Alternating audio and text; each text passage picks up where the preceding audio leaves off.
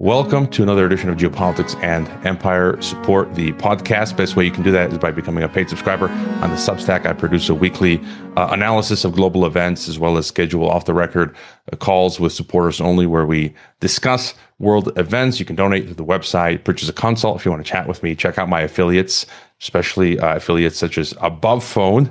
You can use the coupon code Geopolitics. You get $50 off. And joining us for the very first time on the podcast is the guy behind Above Phone. Disclosure there, Hakeem Anwar. He's a technologist, activist, educator, entrepreneur who dropped his corporate career to work on meaningful social movements. He's a core member of the Freedom Cell Network and co-producer of the Greater Reset People's Reset. He's co-founded Above Phone, a complete privacy phone solution that combines secure hardware, open source operating systems, and cutting edge privacy services. Welcome to the podcast, Hakeem. Havore, it's great to be here. Hello to everyone listening out there.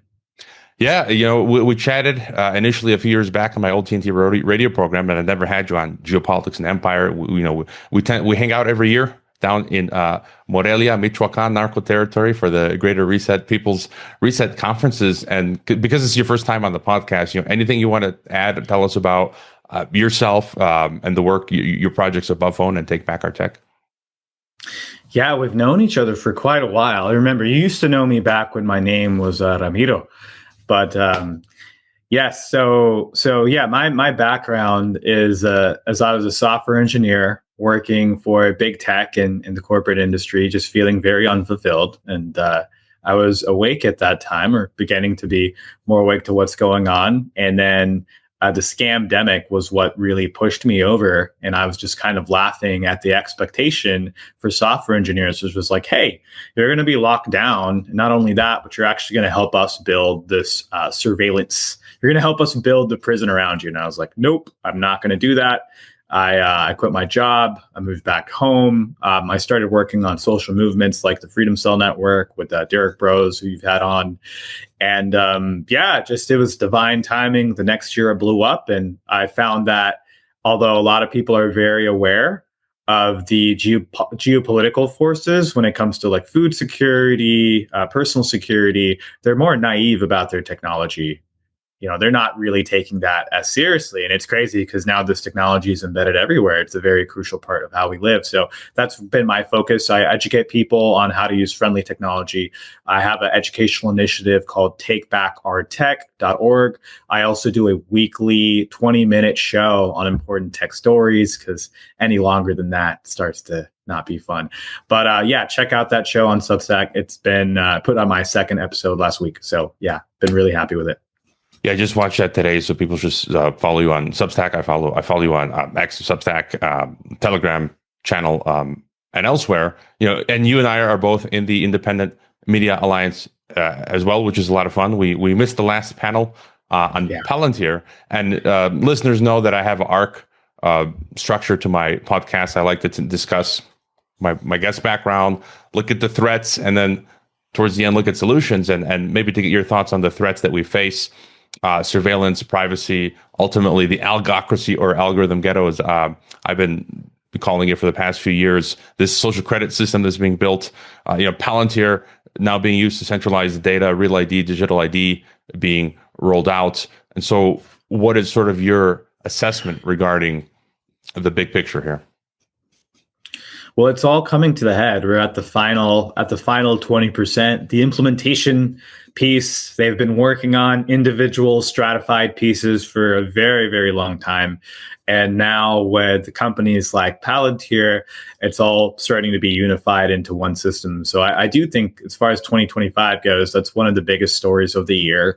Just knowing about that company, knowing that how many contracts they have with the US, over $1 billion. It's like $1.5 billion now with the latest $795 million contract with the US Army. And also to know that NATO also has a contract with Palantir. So it's not just a US thing.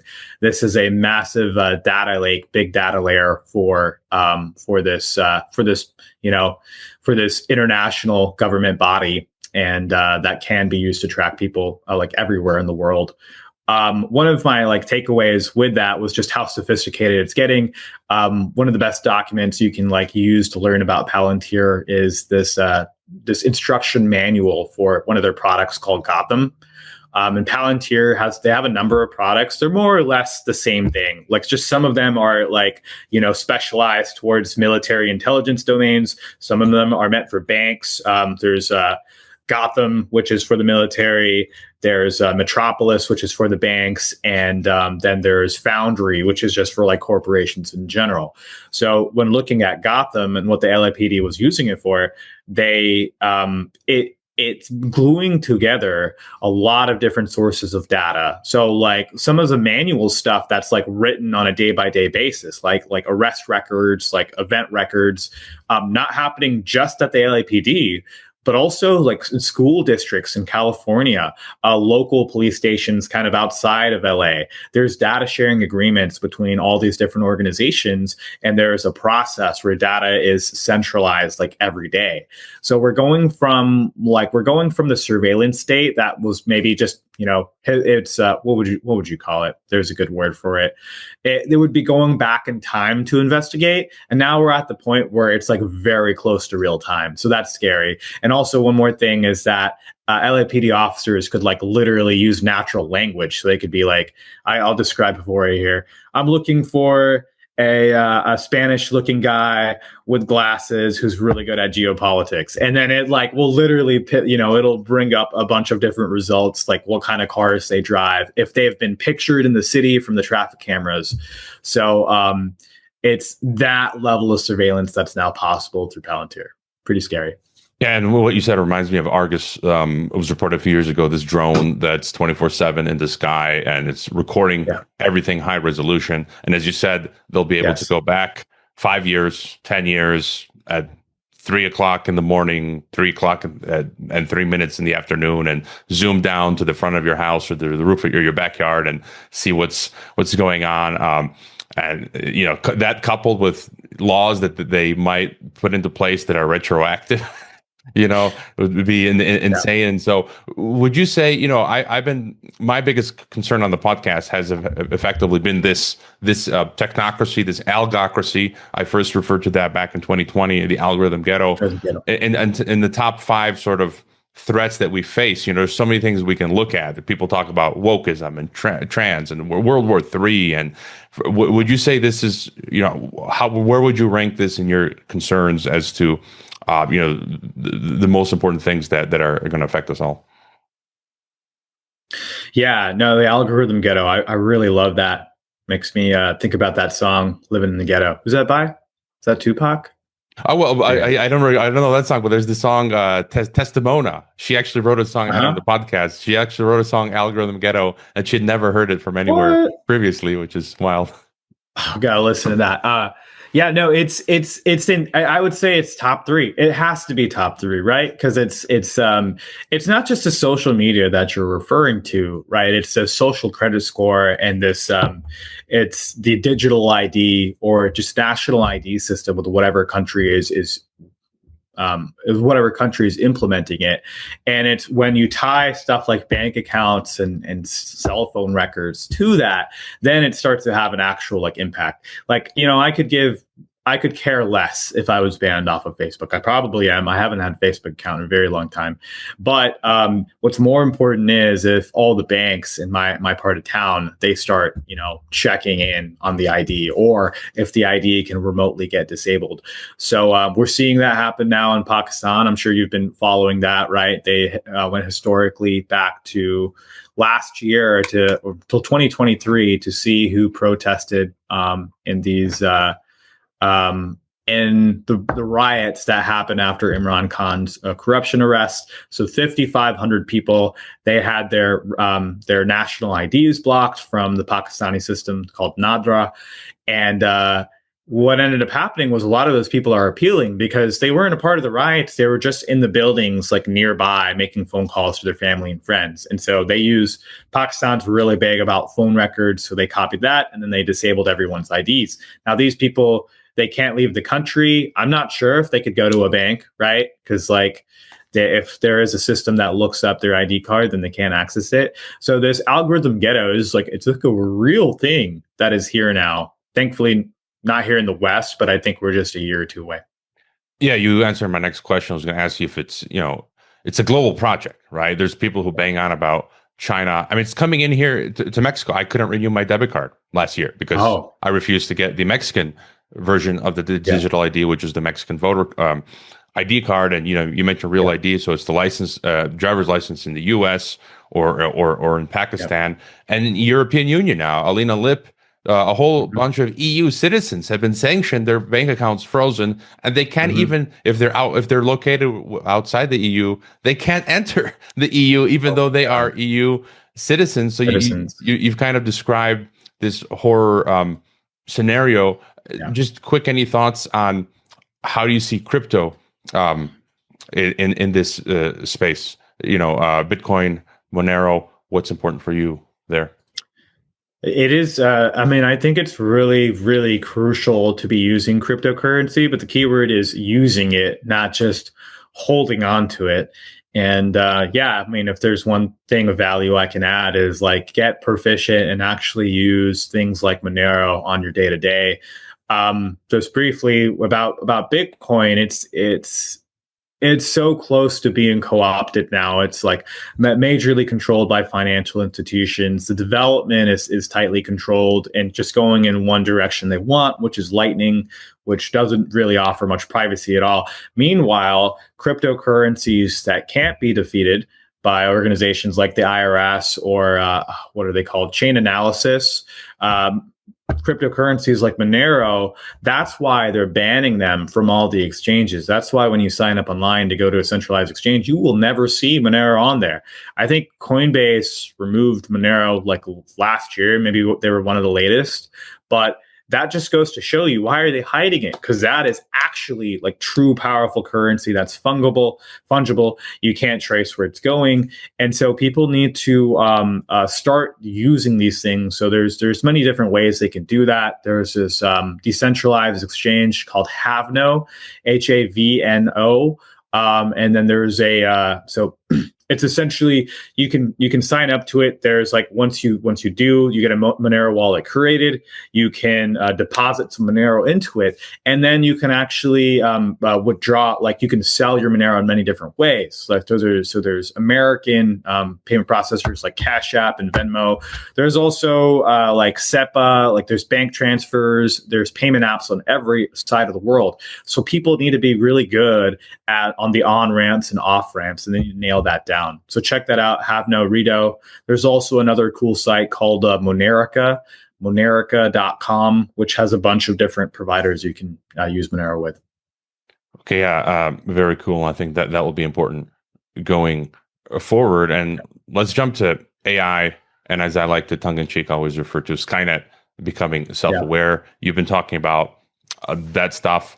And that's sort of like the next level to what we've been talking about, the algorithm Ghetto. And there are just many things going on here. They're they're using the pretext of these wars all over the planet to develop Skynet, as I like to joke, drones. They're just churning out hundreds of thousands, millions of drones. I read Nikkei the other day said, China and Ukraine are developing these technologies, and it was admonishing Japan, you're getting behind. You got to, so it's kind of like they're saying, come on, we all got to advance this Skynet essentially, and then AI is being deployed. AI agents is being inserted into every imaginable system. I don't think AI will personally ever become sentient, but just what are your broad thoughts as to we had that panel I think previously, Independent Media Alliance, but what are your thoughts when it comes to AI, its threat, and are there any potential good uses? Yeah, well, I'll start off by saying I'm definitely not an AI expert. I've worked with predictive analytics in the past, and it's so crazy how much the space has changed. And yeah, I think that having used AI just personally to play around and experiment with it, I would never use a third-party service like Anthropic or Cloud or ChatGPT or any of those things, because those are learning off of your responses or learning off the data you put into it. Yeah, there was this recent ruling for ChatGPT saying that they need to save all their historical chats. So the surveillance aspect is a big part of it, but not one that you have a lot of power besides saying, hey, I'm not going to use those third-party models. Now, there are things you can do before I go into my next point. For instance, I'm just showing you guys this the above book, and you can get a version of the above book. It's pretty easy to actually run your own AI chatbot. So the distinction here is this is an AI model that's running on your own machine. So let's see here.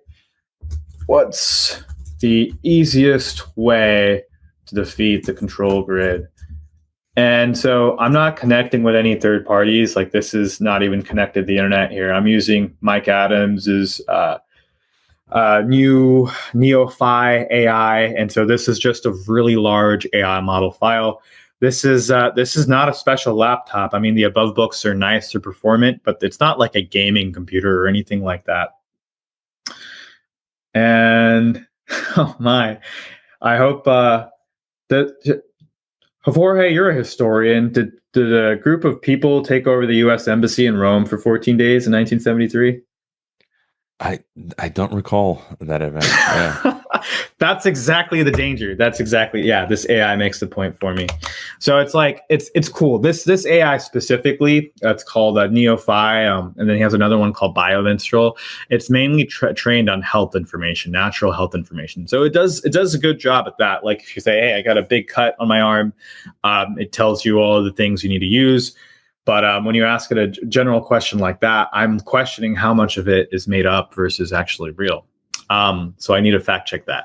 But that's the other dangerous part, is giving away your own thought and your ability to reason, your ability to research. That is really, really dangerous now. Like, people are just getting so lazy. Personally, I take pride in like knowing something well and like looking at it from different angles, but we're just treating this AI like it knows everything. So it's not fun. There was a great meme the other day where Grok is the new Plato's cave, and a number of alt media folks saying, like, if you ask Grok or whatever for stuff, you're an idiot. It's and that example you gave, maybe it's true. I'm just not aware of it. Yeah. But as you say, it's the ultimate sort of disinformation device from the system. And I'm trying to get your, in the time that we have, your sort of synopsis of everything that we're facing, including AI, but just your thoughts that, we're looking at the social credit score, AI, all that sort of stuff. What are your sort of general thoughts? Many people listening are aware we're facing the Great Reset, world government, right? New World Order, the new World Order, as I like to call it. What are your thoughts on the direction we're headed with globalist plans for domination? Yeah, so on the world stage, it looks a lot darker when you're on the outside looking in, but when you're on the inside and you're among people and you're talking to people, I think that we're very close to world peace. Just the problem is we have to go through a little bit of a war to realize that. And I think that more people than ever are not going to comply. They're not going to go fight in someone else's wars. I think there is a limit to how much people are going to take. At the same time, I do think that there's a pretty significant part of society that is just going to accept it. They're going to fully embody the role of the sheep. And maybe that's more comfortable for them. That's their role in this entire thing. But I think that a good percentage of the population, enough of the population, is going to break away and remove their support. We just need to invest all of our resources in making it so that's feasible, right? Having the food systems ready, having the technological systems ready, having the support systems in place. We're going to need to get very, very creative. But I think that as far as people wanting peace, the energy has never been greater. I think that this is just going to be a few tumultuous couple of years. But if you make it through the other side, I think we're moving into a new era. So that is very, very exciting for me. And I think that now is just a time to make as many connections as you can locally, invest in yourself, and just get off the grid for a few years. And then to turn towards some of your thoughts on solutions and how bad do you think? I'm a bit more pessimistic when it comes to the deployment of the algorithm. Ghetto part of it is from my, I guess, biblical world view. But how bad do you think it will get? And then, what are some tech solutions you suggest for navigating, the social credit system and the algorithm Ghetto? Yeah, so I think that I think that every Fortune 500 at a certain point, like I think within the next 3 years, like a grocery store, you will literally scan your face to get in, like it already is in China. I think that's a pretty reasonable estimate, 3 to 5 years. So, that's not to say there's not going to be farmers market. There's going to be other places you can get your food. But yeah, you will have to enroll into the algorithm Ghetto to be a part of society. And then it's kind of going to be fractured at first. So I think we're very close to that, and now is the time to really learn about cryptocurrencies. So that way, when you go to the farmers market, right? Maybe cash will be worthless by this point. Maybe you're going to barter. I don't know what you're going to do exactly, but to at least have a little bit of knowledge and a little bit of your net worth into crypto, I think will be a worthwhile investment. And the only two that I would recommend right now are Monero and Bitcoin, solely for, solely as a store of value, in the hopes that you may write it up if we have one last push this Bitcoin bull season. And so I'm actually going to be doing a webinar here soon on that. We have our monthly webinars on our website at abovephone.com/webinars. My next one is going to be about SIM swapping, which some of your people may be interested in. But the one after this, I'm going to be talking about crypto and how to just easily get your hands on some crypto and all that kind of stuff. So check that out, abovephone.com/webinars. That's that piece of the puzzle. The other thing I think we're going to need to do is make completely sovereign communication services. So, right now we offer a bunch of different things that aren't on the phone network, like things like encrypted messaging, VPN, video conferencing, kind of like what we're using right now, like with Zoom, but having it be private, having it be open source. And so that we include that in a package here as part of our suite. So if you go to abovephone.com/suite, you'll see all these different services you can use. It's really cool. It's like an app on your phone you can use to message people. Those messages are end-to-end encrypted. This is based on something called XMPP, which is decentralized. Anyone in the world could run this software for themselves. And if we had more people doing it, you could think like, hey, we could replace WhatsApp. We could replace iMessage. We could replace all of these apps that actually scan the photos as we're sending them through for child abuse or whatever. So there are solutions out there. I do encourage you guys to try it out, get involved. We also just released this new solution. It's called Share Above Share, but this will let you. So it's like people will send their files through an email attachment. It's not a good idea because that's in view of the whole network. It's typically not encrypted at all. So this is a way to upload your files, your photos, and send them to someone over text, but have that link disappear after the first download, and just to protect the documents you send online. So this is something we also just released. So there are a number of tools. I see the business aspect being really important too. I think one of the ways we're going to get through this is a lot of hard work and entrepreneurship. And so that's why we run these tools, in the hopes that people are going to start their own businesses and set the bar higher than fucking bread made out of crickets and mushrooms and seaweed. Yeah, there was a story shared this morning. Raleigh Wagaman, Russia is now promoting you will eat the bugs, and Greece. The other story this morning that just dropped. Yeah. Greece is going to do away with debit cards and credit cards, and to go to the ATM, you use your phone. And in a funny way, that was one of the fixes, because I lost my debit card because I rejected the algorithm Ghetto. For now, my plan B is I can actually use my phone to get cash out without my debit card. And so it's kind of a strange situation where it's actually a way of surviving the first onslaught of the algorithm Ghetto, but then The it's kind of second. pushing us towards the second. It's kind of in a purgatory in between stage. What would you say? There's a handful of people that I noticed comments on the Geopolitics and Empire Telegram channel or X, who are hardcore blackpilled in the sense that Doomers. they say, that all tech is compromised and there's no use in having a de-Googled phone or Linux. And just from my own personal experience, and I think logic, that doesn't make sense because, if you listen to privacy experts, they'll tell you it's layers. It's like an onion with layers. And if you don't do anything, you're completely exposed. And it's not only to the globalists. It's, I live in Mexico. It's, cartels have infiltrated my ISP, my bank, so it's from everyday criminals. And I've already just noticed, I've got my above phone right here. And just by using it, you can sense when you use the above phone, it's much faster because it doesn't have the Google telemetry. The battery lasts longer. It just processes much faster if you're using Linux. So you've already added a few layers of protection where they don't easily get the info that they normally would get. So I think it's still valuable to use Linux, the Google phones, whatever one can to build this out in their daily life. Just your thoughts on that. It's like saying that don't eat organic food because there's pollution from a nearby field or there's chemtrails in the air. It's stupid. And when you look at how the surveillance infrastructure is rolled out, it's all through convenience.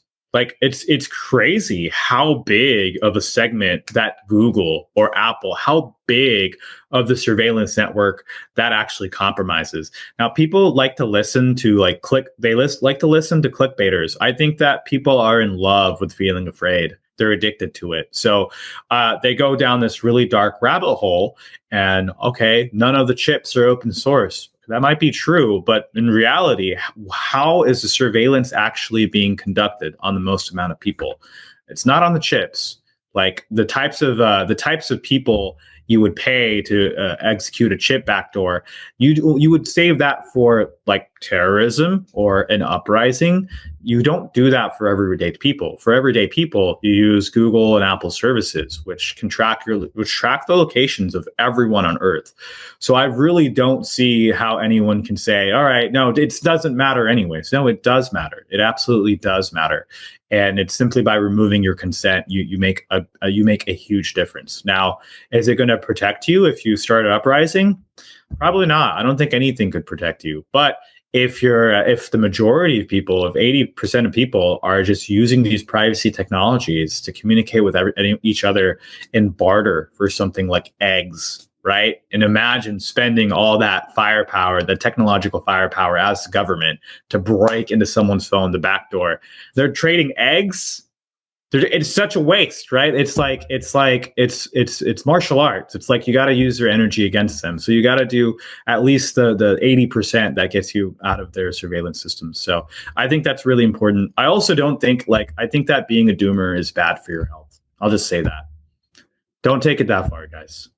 It is, yeah. And beyond tech, I think we pretty much agree.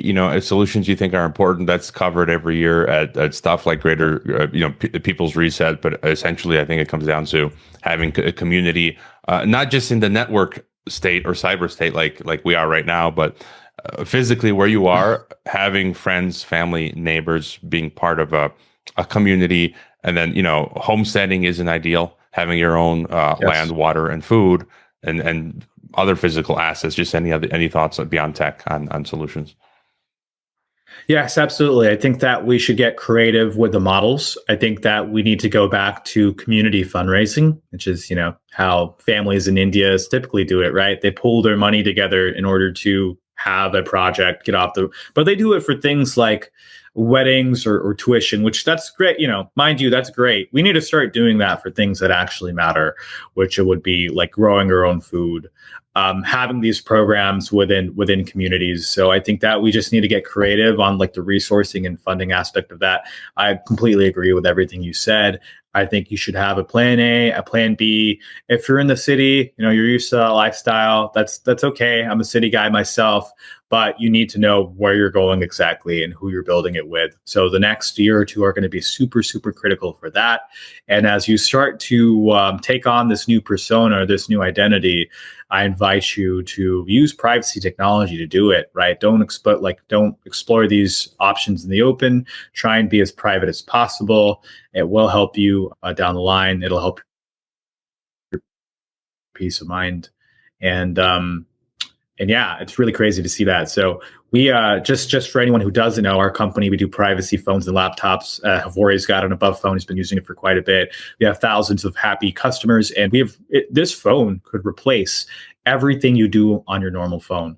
More than that, you can go on abovephone.com and you can kind of see everything laid out there. Phones, laptops, tablets, anything your phone can do, this phone can do. There may be little adjustments, right? If you're used to FaceTime, you won't be able to use that anymore, but you can still use the majority of your apps. You can even use banking apps and stuff like that. And you can also use the gross surveillance stuff. If you really want to use them, I don't recommend it, but you can. Another thing we just put out was this ebook, 5 Must Change Privacy Settings for Android and iOS. You can go to Learn, click on ebooks. And this is just something for those people who aren't ready to make the switch to a phone, but they want to be aware of all the surveillance stuff that's happening on their Android and iPhone. So definitely check that out. Yeah, there's a lot of stuff out there, as you said, the phones, the laptops. But again, I like to be authentic and real. That's the currency of the new world, and people can buy a phone and install graphene themselves. That was not something I personally was comfortable with, and so it's just if you're not, you can just go to Above Phone, use the Geopolitics code or the affiliate link, and you get it pre-installed and it updates and all that. I am more comfortable doing Linux, so I think personally I will partition my drive so I can use Windows and Linux. But again, for people, there's a bunch of people out there that aren't comfortable with that. They can just go and get the Above book with Linux already pre-installed, and you got your suite, your data sim, and all that. I guess just a quick final question. Well, any thought on where geography, where to escape to? I think a lot of us understand there's really nowhere physically. I think all the you mentioned Pakistan. All this stuff is coming in every single country. So just any quick thought on where people might relocate to or not. Farther, I think that you generally have the same problems like everywhere. But as a good rule of thumb, farther inland, farther away from populated areas, and also realize don't make it you're going to be a little bit nomadic. So think about, all right, next 2 years I'm moving a little bit farther out. The next 5 years, I might move to a larger community. But yeah, I like parts of the central US. I like parts of Mexico too. I think Mexico is going to fare pretty well in a lot of countries in South America, the tropics, any place that's growing a lot of food. I think they're going to do fairly well and at least not be struggling with that food element. I think, I do think that God has given us all the resources we need anywhere we are on this planet. It's just, what direction you want to tune into. You don't want to be in a place that's forgotten that God exists, right? You want to be in a place where you can set that wave. And so just out of the cities, I think you're fine. All right. Any final thought, as well as where are the best places people can go again to follow? Yeah. Final thoughts, just on a geopolitical standpoint. I think I think it's really, really important to stay on top of different conflicts as they come about, and to at least remove yourself from the war zone. Right. That's probably the best idea, to figure out where the fronts are going to be, and don't make sure you're not even close to there. If countries are talking about drafts and you have kids, vote with your feet and move out of there. I do think there is a shifting now where it feels like these third world and developing countries are actually faring okay. And that's interesting to see. I do think there's going to be more friction with the westernized countries where a lot of people have forgotten how to do basic things, right? Like grow their own food or building things. And I think there will be more friction there because if you don't have any skills, you're going to resort to violence and to conflict. And so, yeah, just that's another thing. Be around people who know what they're doing. Invest in your own skills there, and use tech that will protect you at every point of the way. If I could leave you with a solution, it would really be the cryptocurrency thing. I think that's a really big part of it. You look through the 9/11 Commission report, and the two things that wanted to focus on to stop terrorism was travel and financials. So that's where the squeeze is being put on. So we just need to find ways around that. Yeah, that's an excellent point. I'm coming to that conclusion as well. It's travel. It's population control is getting more and more difficult to travel, as well as the debanking and control of how we spend our money. But I like your attitude, which is forward thinking. If they block us off here, okay, let's find another way. And I share that as well. All is not completely lost. And I always like to joke, I'm gonna laugh on the way to the algorithm ghetto, and I find it as a game. Like we got to keep finding ways to put spokes in their wheels. And it's kind of you laugh at it's not like some of these doomers who like every day. Right. No, get in the game. Let's have fun. Throw eggs at the Stasi, that sort of thing. So all your links are in the description, so people, if they want to purchase some of the tech, they can go to Above Phone, or otherwise they can sign up for free to Take Back Our Tech on Substack to follow you. And so I guess, thanks for coming on for the first time, Hakeem, and I guess I'll see you on the next Independent Media Alliance panel. Au revoir. It's been a pleasure. Thanks for having me. Thanks everyone for listening. Much love.